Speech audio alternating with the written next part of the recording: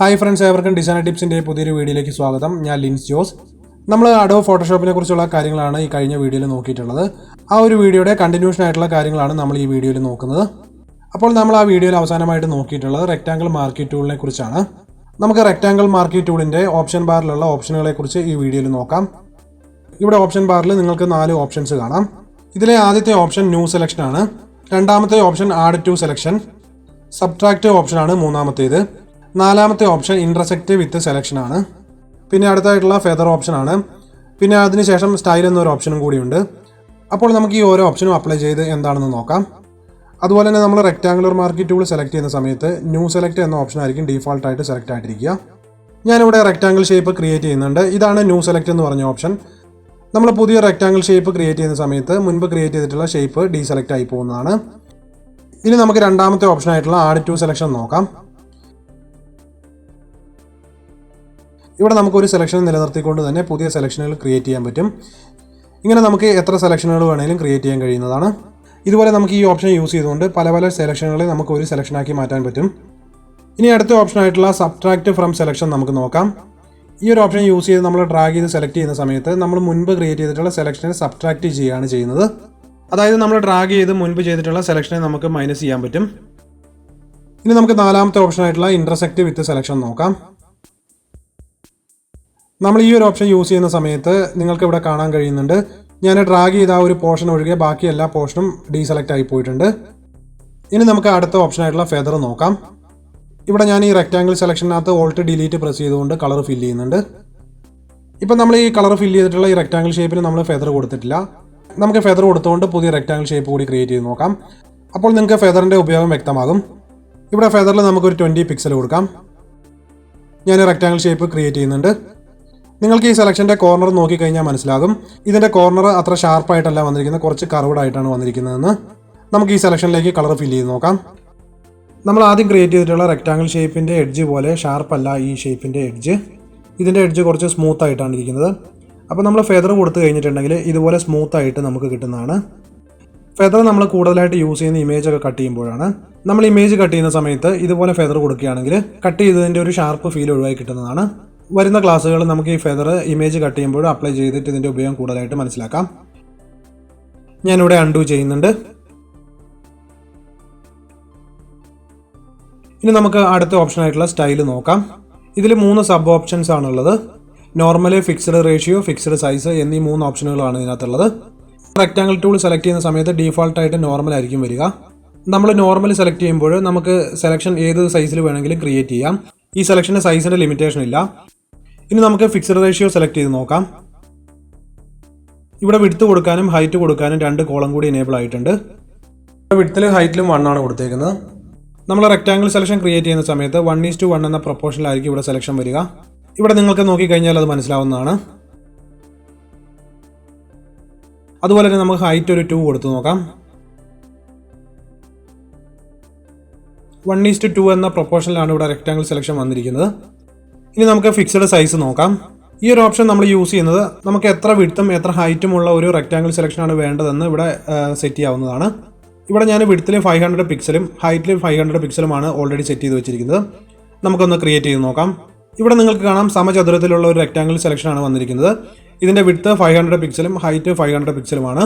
ഞാനിവിടെ width change ചെയ്യുന്നുണ്ട്, ഒരു 1000 പിക്സൽ കൊടുക്കുന്നുണ്ട്. ഹൈറ്റ് നമുക്ക് 500 പിക്സൽ തന്നെ കീപ്പ് ചെയ്യാം. വീണ്ടും നമുക്ക് റെക്റ്റാങ്കിൾ സെലക്ഷൻ കൂടി ക്രിയേറ്റ് ചെയ്ത് നോക്കാം. ഇപ്പോൾ നിങ്ങൾക്ക് ഇവിടെ കാണാം വിഡ്ത്ത് 1000 പിക്സലും അതുപോലെ തന്നെ ഹൈറ്റ് 500 പിക്സലുമാണ് വന്നിരിക്കുന്നത്. അപ്പോൾ ഈ ഒരു ഓപ്ഷൻ യൂസ് ചെയ്തുകൊണ്ട് നമുക്കൊരു ഫിക്സ്ഡ് സൈസിൽ റെക്റ്റാങ്കിൾ സെലക്ഷൻ ക്രിയേറ്റ് ചെയ്യാൻ കഴിയുന്നതാണ്. നമുക്ക് Ctrl+D പ്രസ് ചെയ്ത് ഡീസെലക്ട് ചെയ്യാം. ഇവിടെ അവസാനത്തെ ഓപ്ഷനായിട്ട് റിഫൈൻ എഡ്ജ് എന്ന ഓപ്ഷൻ കാണാം. ഈ ഒരു ഓപ്ഷൻ നമ്മൾ കൂടുതലായിട്ട് യൂസ് ചെയ്യുന്ന ഫോട്ടോ കട്ട് ചെയ്ത് എഡിറ്റ് ചെയ്യുമ്പോഴാണ്. അതുകൊണ്ട് നമുക്ക് ഈ ഒരു ഓപ്ഷൻ വരും ക്ലാസ്സുകളിൽ എക്സാമ്പിൾ വെച്ച് നോക്കാം. ഇനി അടുത്ത ടൂളായിട്ടുള്ള എലിപ്റ്റിക്കൽ മാർക്കി ടൂൾ നമുക്ക് നോക്കാം.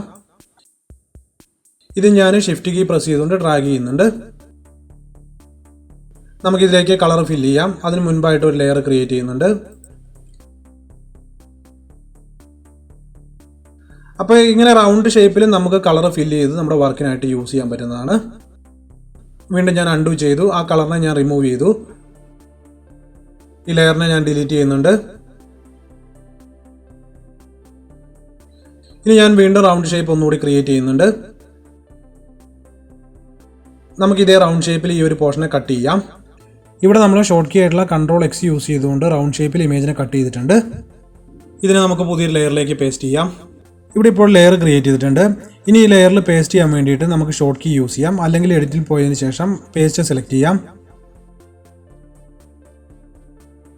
ഇപ്പോൾ നമ്മൾ റൗണ്ട് ഷേപ്പിൽ ഇമേജിനെ കട്ട് ചെയ്ത് ന്യൂ ലെയറിൽ പേസ്റ്റ് ചെയ്തിട്ടുണ്ട്. ഈ ഒരു റൗണ്ട് ഷേപ്പിനെ മറ്റൊരു ലെയറിൽ പേസ്റ്റ് ചെയ്തിരിക്കുന്നതുകൊണ്ട് നമുക്ക് ഈസി ആയിട്ട് മൂവ് ടൂൾ യൂസ് ചെയ്തുകൊണ്ട് മൂവ് ചെയ്യാൻ പറ്റുന്നുണ്ട്. ഇതുപോലെ റൗണ്ട് ഷേപ്പിൽ നമുക്ക് ഇമേജിനോ അല്ലെങ്കിൽ ഏതെങ്കിലും തരത്തിലുള്ള ഒബ്ജക്റ്റിനെയൊക്കെ കട്ട് ചെയ്യാനോ കോപ്പി ചെയ്യാനോ ഒക്കെ എലിപ്റ്റിക്കൽ മാർക്കിംഗ് ടൂൾ യൂസ് ചെയ്യാവുന്നതാണ്. അപ്പോൾ നമ്മൾ എലിപ്റ്റിക്കൽ ടൂളിൻ്റെ യൂസും മനസ്സിലാക്കി. ഞാൻ ഇതിനെ ഒന്ന് അൺഡു ചെയ്യുന്നുണ്ട്. ഇനി നമുക്ക് അടുത്ത ടൂൾ നോക്കാം. അടുത്തായിട്ടുള്ള ടൂൾ എന്ന് പറയുന്നത് സിംഗിൾ റോ മാർക്കിംഗ് ടൂളാണ്. ഇതിനെ സെലക്ട് ചെയ്യുന്നുണ്ട്. ഇവിടെ നമുക്ക് ജസ്റ്റ് ഒന്ന് ക്ലിക്ക് ചെയ്ത് നോക്കാം. ഇവിടെ ഞാൻ ക്ലിക്ക് ചെയ്തപ്പോൾ ലൈൻ പോലെ ഒരു സെലക്ഷൻ വന്ന് നിങ്ങൾക്ക് കാണാം. ഇതിനെ ഒന്ന് സൂം ചെയ്ത് നോക്കാം. സൂം ചെയ്യാൻ വേണ്ടിയിട്ട് നമുക്ക് കീബോർഡിൽ Ctrl++ കീ പ്രസ് ചെയ്യാം. ഇങ്ങനെ ഹാൻഡ് ടൂൾ യൂസ് ചെയ്ത് മൂവ് ചെയ്യാൻ വേണ്ടിയിട്ട് ഷോർട്ട് കീ ആയിട്ടുള്ള H പ്രസ് ചെയ്താൽ മതി. നിങ്ങൾക്കറിയാം ഫോട്ടോഷോപ്പ് ഒരു പിക്സൽ ബേസ്ഡ് സോഫ്റ്റ്വെയർ ആണെന്ന്. നമ്മൾ ഇമേജ് സൂം ചെയ്യുന്ന സമയത്ത് ഇവിടെ നിങ്ങൾക്ക് പിക്സലുകൾ കാണാം. ഈ ഒരു ടൂൾ എന്ന് പറഞ്ഞിട്ടുണ്ടെങ്കിൽ പിക്സലിനെ ബേസ് ചെയ്തിട്ടാണ് ഇതിൻ്റെ സെലക്ഷൻ വരുന്നത്. സിംഗിൾ പിക്സലാണ് ഈ ടൂൾ സെലക്ട് ചെയ്യുന്നത്. ഇവിടെ നോക്കിക്കഴിഞ്ഞാൽ നിങ്ങൾക്ക് കാണാം, നമുക്ക് ഇമേജിൻ്റെ ഇത്രയൊരു പോർഷൻ കട്ട് ചെയ്യണമെന്നുണ്ടെങ്കിൽ നമ്മൾ മുൻപ് ചെയ്ത പോലെ തന്നെ നമുക്ക് ഇതിനെ കട്ട് ചെയ്ത് അടുത്ത ലെയറിൽ പേസ്റ്റ് ചെയ്യാം. ഈ ഇമേജിനകത്ത് നമുക്ക് ഇതുപോലെ ലൈനിൽ കളർ ഫില്ല് ചെയ്യണമെന്നുണ്ടെങ്കിൽ നമുക്കൊരു ന്യൂ ലെയർ ക്രിയേറ്റ് ചെയ്തതിന് ശേഷം ഇവിടെ കളർ ഫില്ല് ചെയ്ത് കൊടുക്കാം. ഞാൻ ഷോർട്ട് കീ ആയിട്ടുള്ള Alt+Delete പ്രസ് ചെയ്യുന്നുണ്ട്. ഇപ്പോൾ നിങ്ങൾക്ക് ഇവിടെ കാണാം ഈ ഷേപ്പിനകത്ത് കളർ ഫില്ല് ആയിട്ടുണ്ട്. വളരെ നേരിയ ഒരു ഷേപ്പാണ് സിംഗിൾ റോ മാർക്കിംഗ് ടൂൾ കൊണ്ട് നമുക്ക് ലഭിക്കുക.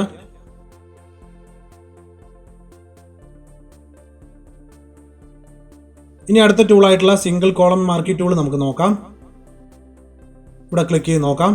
നമ്മുടെ മുൻപത്തെ ടൂൾ പോലെ തന്നെ ഇതും സിംഗിൾ പിക്സൽ സെലക്ഷൻ ടൂളാണ്. അതുപോലെ തന്നെ ഈ ലൈൻ സെലക്ട് ആയിട്ടിരിക്കുന്നത് വെർട്ടിക്കൽ ആയിട്ടാണ്. ഇപ്പോൾ നമ്മൾ ഈ 4 ടൂളുകളുടെ യൂസ് എന്താണെന്ന് മനസ്സിലാക്കിയിട്ടുണ്ട്. ഞാനിതിനെ അൺഡു ചെയ്യുന്നുണ്ട്. ഇനി നമുക്ക് മൂന്നാമത്തെ ടൂളായിട്ടുള്ള ലാസോ ടൂൾ നോക്കാം. ഈ ടൂളിൻ്റെ സബ് ടൂളുകളാണ് പോളിഗണൽ ലാസോ ടൂളും അതുപോലെ തന്നെ മാഗ്നറ്റിക് ലാസോ ടൂളും. നമുക്ക് ഈ ഓരോ ടൂളിൻ്റെ യൂസ് എന്താണെന്ന് നോക്കാം. ആദ്യം തന്നെ ഞാൻ ലാസോ ടൂൾ സെലക്ട് ചെയ്യുന്നുണ്ട്. ഇതൊരു ഫ്രീ ഹാൻഡ് ടൂളാണ്. അതായത് നമ്മൾ പെൻസിൽ കൊണ്ട് ഡ്രോ ചെയ്യുന്ന പോലെ തന്നെ ഫ്രീ ഹാൻഡ് ആയിട്ട് നമുക്കൊരു ഇമേജിനോ അല്ലെങ്കിൽ ഒരു ഒബ്ജക്റ്റിനെയോ സെലക്ട് ചെയ്യാൻ കഴിയുന്നതാണ്. ഇവിടെ മൗസിൻ്റെ ലെഫ്റ്റ് ബട്ടൺ ഹോൾഡ് ചെയ്ത് പിടിച്ചാണ് ഞാൻ ഡ്രാഗ് ചെയ്യുന്നത്. നമുക്ക് എവിടെയാണോ ഈ സെലക്ഷൻ അവസാനിപ്പിക്കേണ്ടത് അവിടെ ചെന്നതിന് ശേഷം മാത്രം നമ്മുടെ ബട്ടൺ റിലീസ് ചെയ്യുക. ഞാൻ റഫായിട്ടൊന്ന് സെലക്ട് ചെയ്യുന്നുണ്ട്.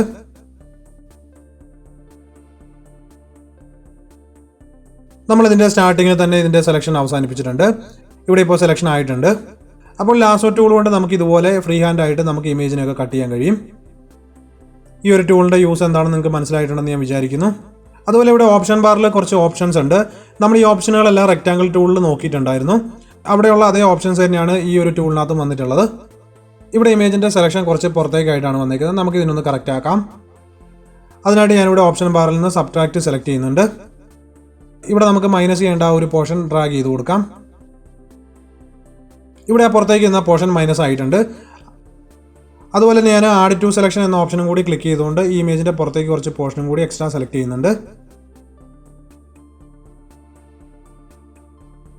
അപ്പോൾ ഞാൻ ഈ ഓപ്ഷൻ ബാറിനെ കുറിച്ച് ഇവിടെ വിവരിക്കുന്നില്ല. നമ്മൾ മുൻപ് ഡീറ്റെയിൽ ആയിട്ട് തന്നെ റെക്റ്റാങ്കിൾ ടൂൾ സെലക്ട് ചെയ്യുന്ന സമയത്ത് ഇതിനെക്കുറിച്ച് നോക്കിയിട്ടുണ്ടായിരുന്നു. ഇവിടെ നമുക്ക് വേണമെന്നുണ്ടെങ്കിൽ ഒരു ന്യൂ ലെയർ ക്രിയേറ്റ് ചെയ്തതിന് ശേഷം ഈ ഇമേജിനെ കട്ട് ചെയ്ത് നമുക്ക് അവിടേക്ക് പേസ്റ്റ് ചെയ്യാം. അല്ലാന്നുണ്ടെങ്കിൽ Ctrl+J പ്രസ് ചെയ്ത് കഴിഞ്ഞാൽ ഈ സെലക്ട് ചെയ്തിട്ടുള്ള പോർഷൻ കട്ടായിട്ട് പുതിയൊരു ലെയറിൽ പേസ്റ്റ് ആവുന്നതാണ്. നമ്മൾ ആ സെലക്ട് ചെയ്തിട്ടുള്ള ആ പോർഷൻ മാത്രം കട്ടായിട്ട് പുതിയ ലെയറിൽ വന്നിട്ടുണ്ട്.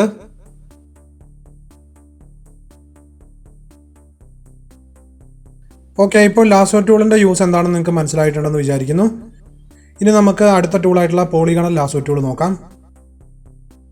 ഈ ഒരു ടൂളും നമ്മൾ യൂസ് ചെയ്യുന്ന ഇമേജ് കട്ട് ചെയ്യാൻ വേണ്ടിയിട്ടാണ്. ഈ ഒരു ടൂളിൻ്റെ സെലക്ഷൻ വരുന്നത് സ്ട്രെയിറ്റ് ലൈൻ ആയിട്ടാണ്. അതായത് നമുക്ക് ഈ ഒരു ടൂൾ യൂസ് ചെയ്തുകൊണ്ട് കർവിലൊന്നും ബെൻഡ് ചെയ്തിട്ട് കട്ട് ചെയ്യാൻ കഴിയില്ല.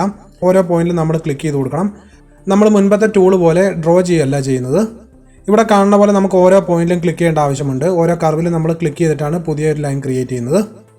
അപ്പോൾ ഈ ടൂൾ കൊണ്ട് ഈ ഒരു രീതിയിലാണ് നമ്മൾ സെലക്ട് ചെയ്യുന്നത്.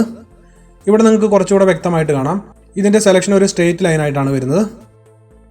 ഈ ഒരു ടൂളിൻ്റെയും സെലക്ഷൻ നമ്മൾ എവിടെയാണോ സ്റ്റാർട്ട് ചെയ്തത് നമുക്ക് അവിടെ പോയിട്ട് സ്റ്റോപ്പ് ചെയ്യാം.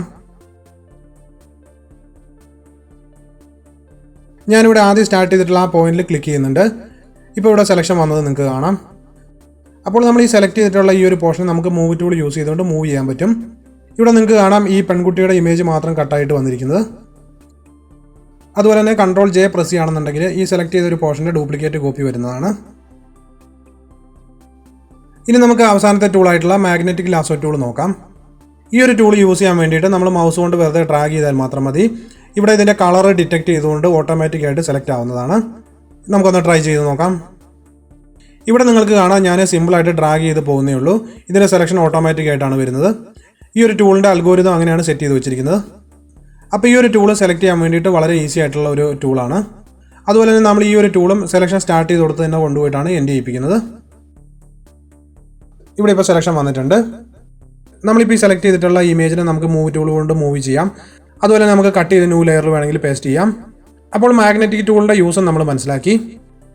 ഈ ഒരു വീഡിയോയിൽ ഇത്രയും കാര്യങ്ങളാണ് നമ്മൾ നോക്കുന്നത്. ഇതിൻ്റെ കണ്ടിന്യൂഷൻ ആയിട്ടുള്ള പോർഷൻസ് നമ്മൾ അടുത്ത വീഡിയോയിൽ നോക്കുന്നതാണ്. അപ്പോൾ ഈ ഒരു വീഡിയോ എൻ്റെ എല്ലാ ഡിസൈനർ സുഹൃത്തുക്കളും യൂസ്ഫുൾ ആവുമെന്ന് ഞാൻ വിചാരിക്കുന്നു. നിങ്ങൾക്ക് ഈ വീഡിയോ ഇഷ്ടമായിട്ടുണ്ടെങ്കിൽ ലൈക്ക് ചെയ്യുക. അതുപോലെ നിങ്ങളുടെ കമൻസുകൾ രേഖപ്പെടുത്തുക. ഒപ്പം ഈ ചാനൽ സബ്സ്ക്രൈബ് ചെയ്യാത്തവർ സബ്സ്ക്രൈബ് ചെയ്ത് ബെല്ലൈക്കൺ കൂടി പ്രസ് ചെയ്ത് നോട്ടിഫിക്കേഷൻ എനേബിൾ ചെയ്ത് വെക്കുക.